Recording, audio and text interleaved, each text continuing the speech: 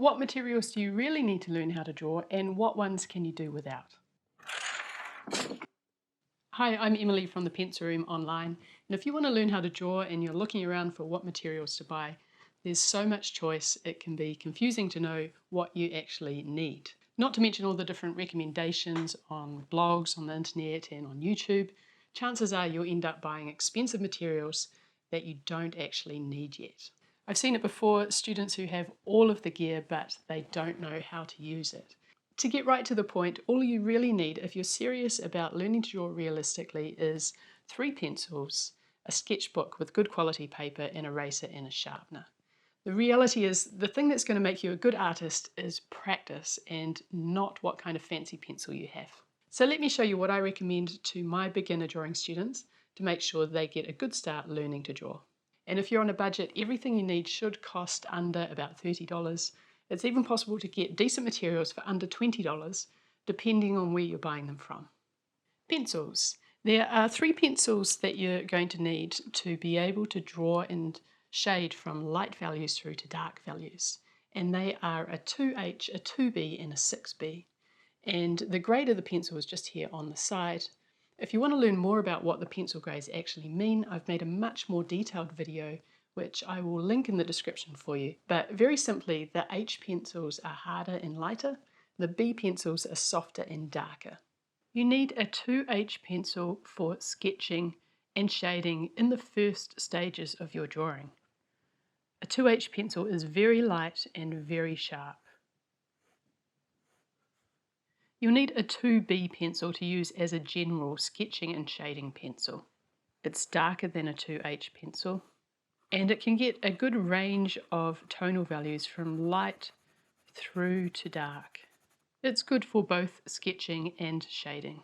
You can see here that I'm using a 2B pencil in the second stage of a drawing to add darker outlines over my initial sketch and also to build up layers of shading. The third pencil I recommend getting is a 6B pencil.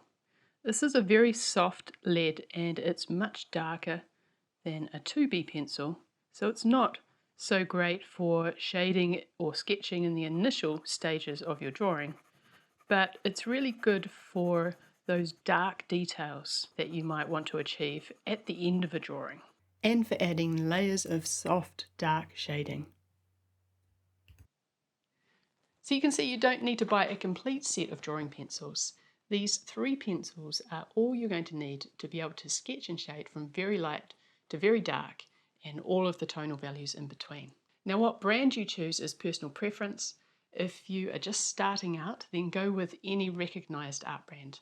Don't buy a non-brand set from a 99-cent store or a $2 shop because you just don't know what you're getting. But single pencils from Faber-Castell or Staedtler or Derwent will only cost you about $1 to $2 each and they'll be just fine.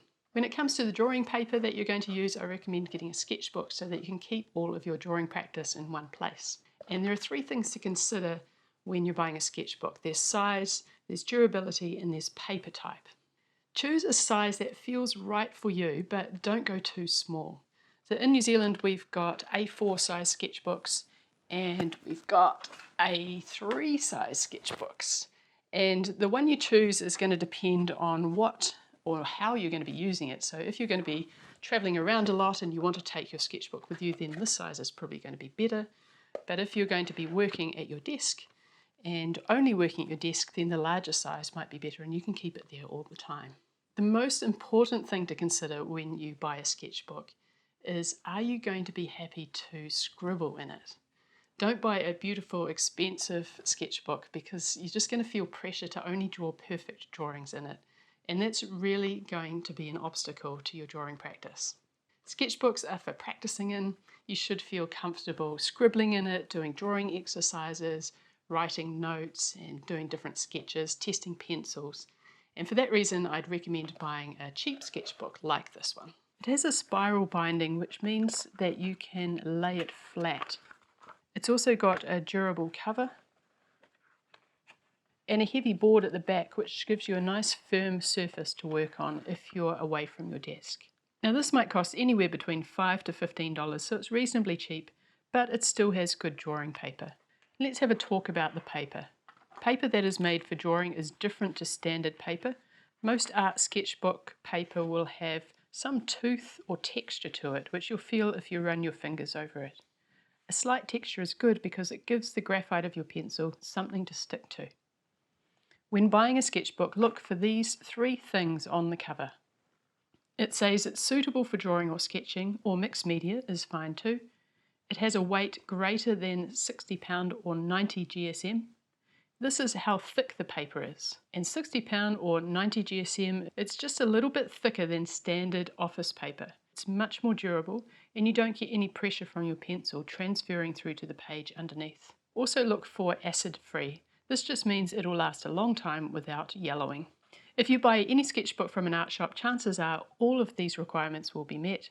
But again, you can look for well-known brands such as Canson, Strathmore, or even the home brand of the art shop that you visit. In my experience, these cheaper sketchbooks that are made by art supply stores are actually pretty good quality.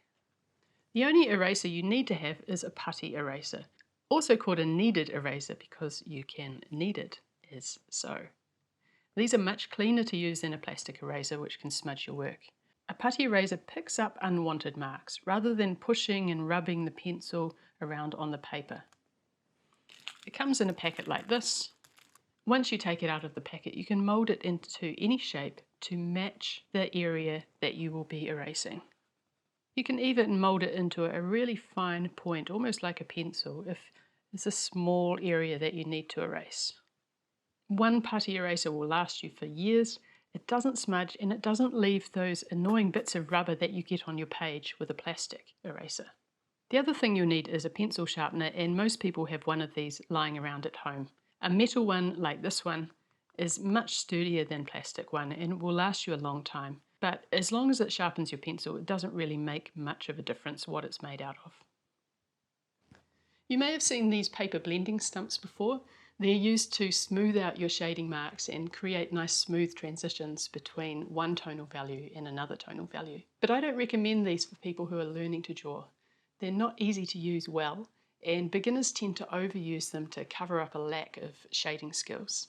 Instead, you should work on learning how to shade smooth transitions using just your pencils. If you do want to sparingly smudge your shading, and I emphasize sparingly, a Q-tip works well for small areas, and a tissue or even toilet paper will work well for large areas. So there you have it. These are the basic materials I recommend for learning to draw. In total, they should cost you around $20 to $30, and they're going to last you a really long time. Check out the description below for my list of materials that I give to drawing students, and there are also some links to the materials there if you want to buy them online. If you want to add a few extra tools to your collection that are going to help make your life just a little bit easier, then check out this video where I recommend some of my favorite extra tools. Thanks for watching, and I'll see you in the next one.